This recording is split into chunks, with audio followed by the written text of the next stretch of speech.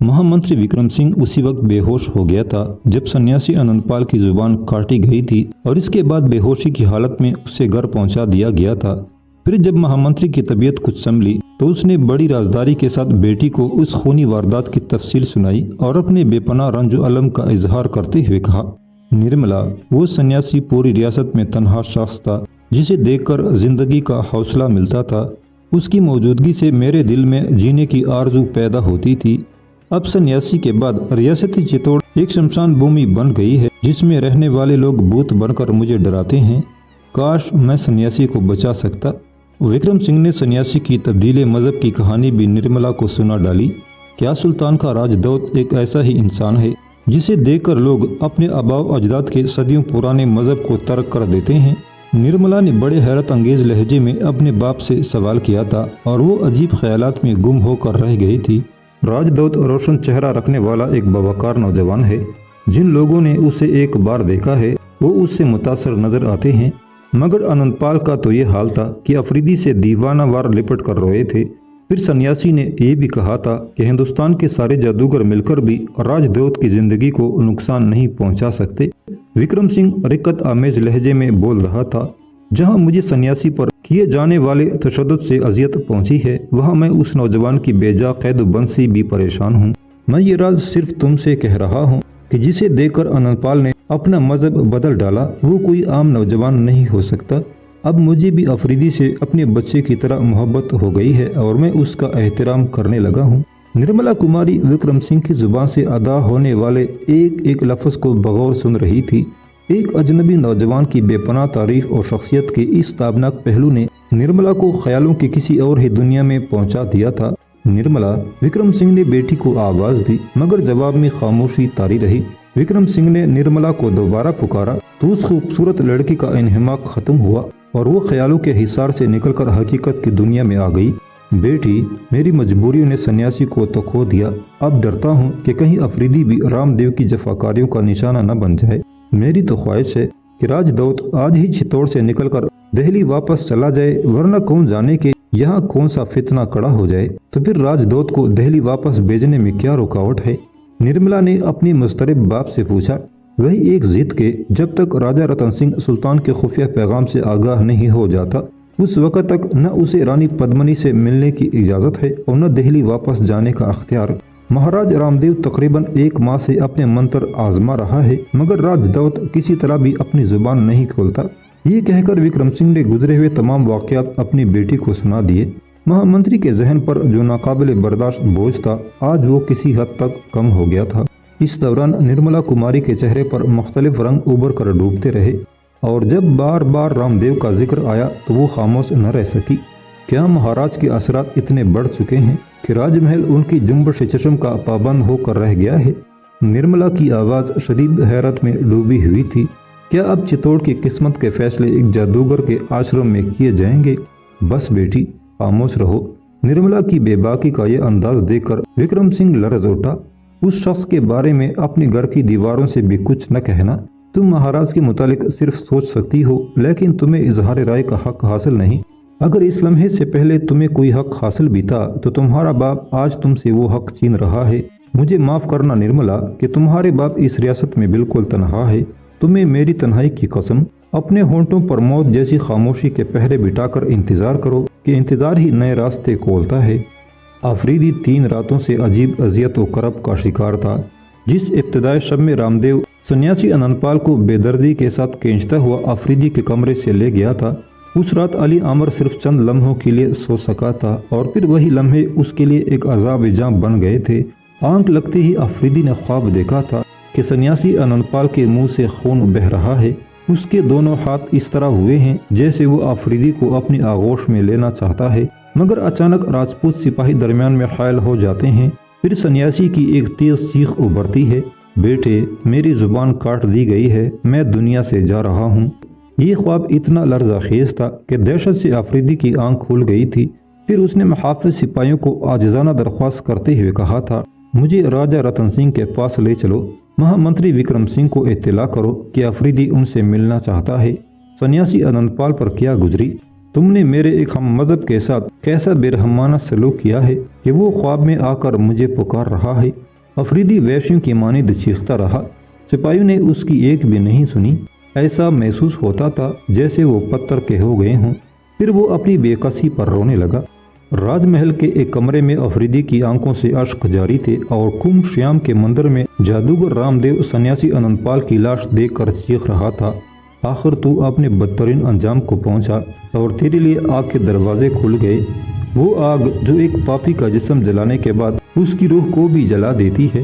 راجہ رتن سنگھ اور رانی پدمنی نے بھی سنیاسی انند پال کی لاش کو دیکھا۔ اس مختصر سے کمرے میں کئی طرح کے جمے ہوئے خون کے نشانات نظر آ رہے تھے۔ یہ سنیاسی کی کٹی ہوئی زبان سے بہنے والا خون تھا۔ سپاہیوں کے اطلاع کے مطابق انند پال نے 3 دن کی بھوک اور پیاس کے بعد ایڑیاں رگڑ رگڑ کر جان دی تھی، مگر اس کے چہرے پر اذیت و کرب کا ہلکا سا عکس تک نہیں تھا۔ موت کے خوف اور تکلیف سے اکثر چہرے بگڑ جاتے ہیں، مگر سنیاسی کا چہرہ مرنے کے بعد بھی کچھ اور روشن ہو گیا تھا۔ اس کے ہونٹوں پر بچوں جیسی معصوم مسکراہٹ تھی اور آنکھیں نیم باز تھیں، جیسے انند پال کسی کا انتظار کرتے کرتے تک کر سو گیا ہو۔ اس دوران رانی پدمنی خاموش کھڑی سنیاسی انند پال کے کمرے کا جائزہ لے رہی تھی۔ اچانک اس کی آنکھوں سے حیرت اور بے چینی جھلکنے لگی۔ سمراٹ، آپ فضول باتوں میں وقت برباد کر رہے ہیں۔ اس دیوار کو دیکھیے جس پر ہمارا دشمن اپنی آخری تحریر چھوڑ گیا ہے۔ پدمنی کی آواز سن کر راجہ رتن سنگھ اور رام دیو چونک اٹھے۔ ان کی نظریں بیک وقت اس دیوار کی طرف اٹھ گئی تھی جدھر رانی پدمنی اشارہ کر رہی تھی۔ رام دیو نے بآواز بلند اس تحریر کو پڑھنا شروع کیا جسے سنیاسی انند پال نے لوہے کی کسی نوکیلی چیز سے دیوار پر نقش کیا تھا۔ اہل چتوڑ، میں تمہاری اس دنیا سے بہت دور جا رہا ہوں جس میں ہوس، ظلم اور جھوٹ کے سوا کچھ نہیں۔ میں نے بچپن سے لے کر بڑھاپے تک پتھر کے دیوتاؤں کی خدائی تسلیم نہیں کی، اس لیے مندر کے ایک کمرے میں محصور کر دیا گیا۔ تم نے مجھے اچھوت سمجھ لیا کہ میں راجہ رتن سنگھ کا معتوب تھا اور اس ریاکار مداری کے آگے اپنے سروں کو جھکا دیا جس کا نام رام دیو ہے۔ پھر اس وقت میری زبان کاٹ دی گئی جب میں نے سارے بتوں کو چھوڑ کر ایک اللہ کی بندگی اختیار کر لی۔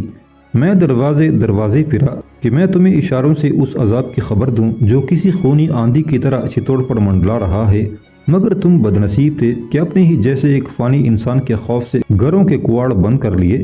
جب مکین اپنے مکانوں کا ایک ایک روزن بند کر دیں تو پھر حیات بخش تازہ ہوا کہاں سے آئے گی؟ مجھے معلوم ہے کہ ایک دن سیاہ رسم و رواج کے حبس میں تمہارا دم گھٹ جائے گا۔ تمہارا ایک جرم یہ بھی ہے کہ تم نے مجھ پر پانی بند کر دیا۔ کہنے والے کہیں گے کہ میں پیاس سے مر گیا، لیکن ایسا نہیں ہے۔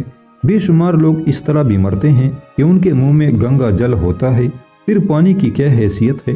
میں تو اس اللہ کے حکم سے فنا ہوا جو اپنی ذات میں تنہا ہے۔ اگر تم مجھے پانی پلا دیتے تو شاید میرا پالنہار تمہارے تالابوں، چشموں اور آبشاروں کو سرخ ہونے سے بچا لیتا، مگر اب ایسا نہیں ہوگا۔ جس پانی کی ایک ایک بوند کو بچانے کے لیے تم نے میری بے کسی کا تماشا دیکھا، ان قریب وہ پانی تمہاری ہی خون سے سرخ ہو جائے گا۔ دہلی سے آنے والوں کو کوئی نہیں روک سکتا۔ وہ میرے بھائی ہیں، میرے بچے ہیں، ان کے جسم گھوڑوں کی پیٹھ تک پہنچ چکے ہیں، بس لگاموں کو جنبش ہونے کی دیر ہے، پھر ان کے گھوڑوں کے سم تمہاری چٹانوں کے جگر چیر دیں گے۔ یہ اراولی پہاڑ اور آبو کی بلند چوٹیاں انہیں سجدے کریں گی، پھر نہ تمہیں کہیں کوئی امان ملے گی اور نہ تمہارے دیوتاؤں کو۔ اور میں یہ سب کچھ اس لیے لکھ رہا ہوں کہ اللہ کی حجت پوری ہو جائے۔ وہ کسی کو بے خبری کے عالم میں نہیں پکڑتا۔ میں نے تمہیں خبر پہنچا دی، میرا کام ختم ہوا۔ اب تمہاری ذمہ داری یہ ہے کہ اگر تم میں سے کوئی ادھر آئے تو راجہ رتن سنگھ تک میرا یہ پیغام پہنچا دے کہ میں ہندو دھرم چھوڑ چکا ہوں، اس لیے مجھے مرنے کے بعد آگ کے حوالے نہ کیا جائے۔ راجپوت سمراٹ کو چاہیے کہ وہ میری لاش کو گھوڑے کی پشت پر باندھ کر دہلی روانہ کر دے۔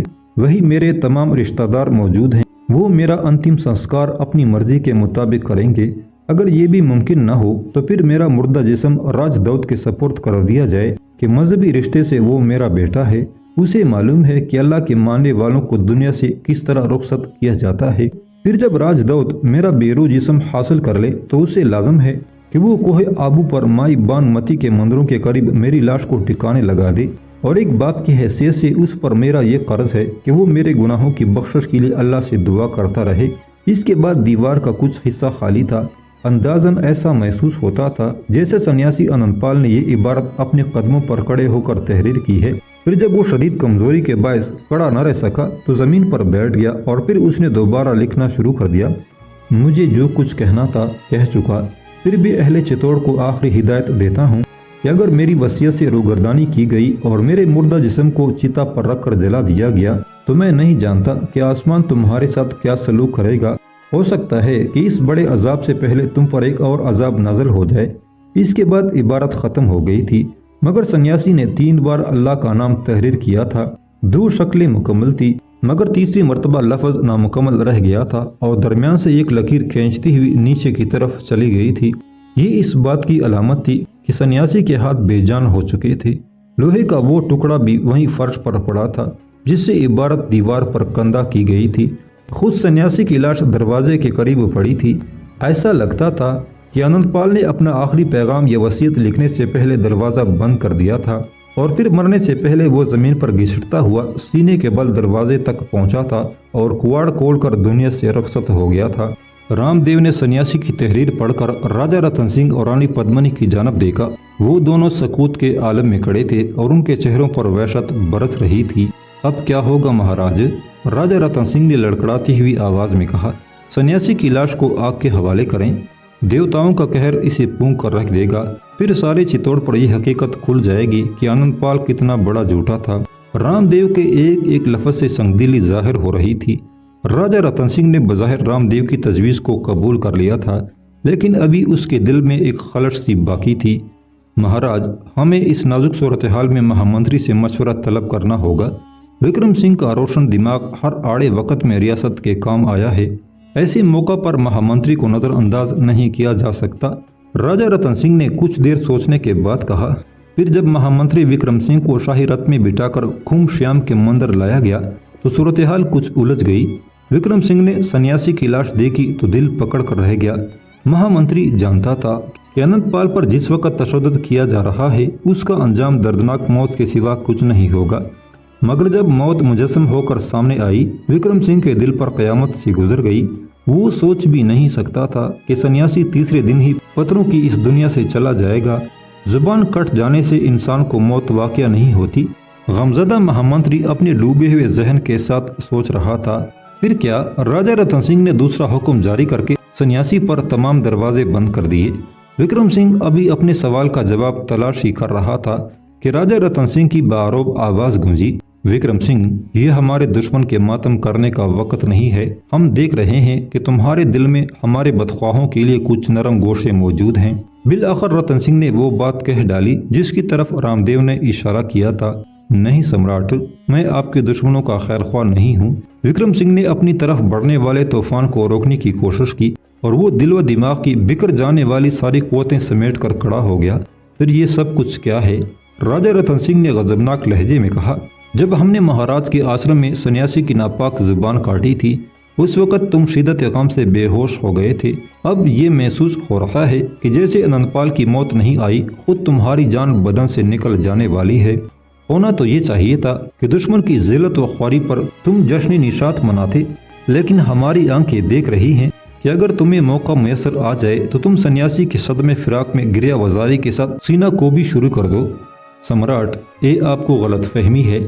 وکرم سنگھ نے اس آفت ناگہانی کو ٹالنے کے لیے اپنا لہجہ بدل ڈالا۔ اب میں بوڑھا ہو چکا ہوں اور میرے اعصاب بھی اتنے شکستہ ہیں کہ کوئی بھی غم برداشت نہیں کر سکتا۔ میں آنند پال کو ایک گیانی ضرور مانتا تھا، لیکن میں نے آج تک آپ کی وفاداری پر کسی شے کو ترجیح نہیں دی۔ راجہ رتن سنگھ مہامنتری کی وضاحت سے تو مطمئن نہیں ہوا، مگر رانی پدمنی کی بروقت مداخلت نے اسے راجپوت حکمران کے غضب سے بچا لیا۔ سمراٹ، یہ بات درست ہے، نرملا کی ماں کے دیہانت نے مہامنتری کی دنیا ہی بدل ڈالی ہے۔ شیر جیسا دل رکھنے والا اب کسی کا خون بہتے ہوئے نہیں دیکھ سکتا۔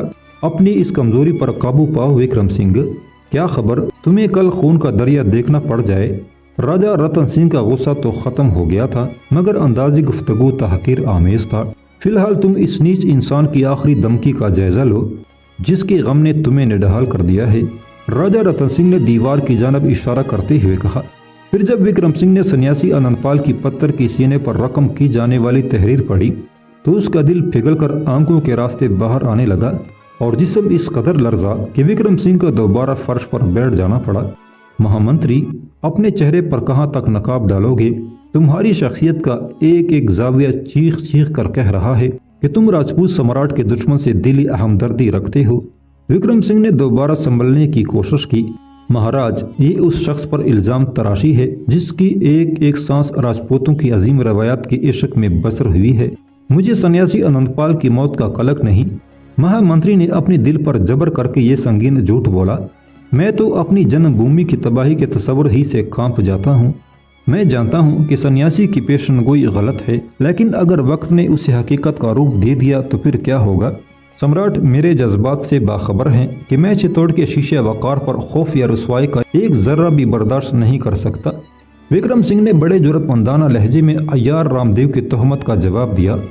विक्रम सिंह, हमने तुम्हें इस मशवरे के लिए तलब किया है कि सन्यासी के मुर्दा जिस्म के साथ क्या सलूक किया जाए। हिंदू रस्म रिवाज के मुताबिक भड़कती हुई आग के हवाले कर दें या फिर अनंतपाल की वसीयत का लिहाज रखें। बड़ा मुश्किल मरहला था। हालात विक्रम सिंह को एक बार फिर मौत अजीज के दौराहे पर ले आए थे। महामंत्री ने पूरी एहतियात के साथ अपने लिए सलामती का रास्ता मुंतखब किया। सम्राट दोनों सूरतों पर मुकम्मल अख्तियार रखते हैं। मेरे नज़दीक इससे कोई फर्क नहीं पड़ता कि सुल्तान का राजदौत सन्यासी की लाश को इसकी वसीयत के मुताबिक आबू की बुलंद चोटी पर ले जाकर पत्थरों के नीचे दबा दे। इसका मतलब तो ये होगा कि हम सन्यासी की धमकियों से डर गए। रतन सिंह फिर चिराग पा हो गया। इस तरह तो चित्तौड़ में एक रस्म जिंदा हो जाएगी कि जो भी चाहे अपने बाप दादा के मजहबी दायरे को तोड़कर निकल जाए।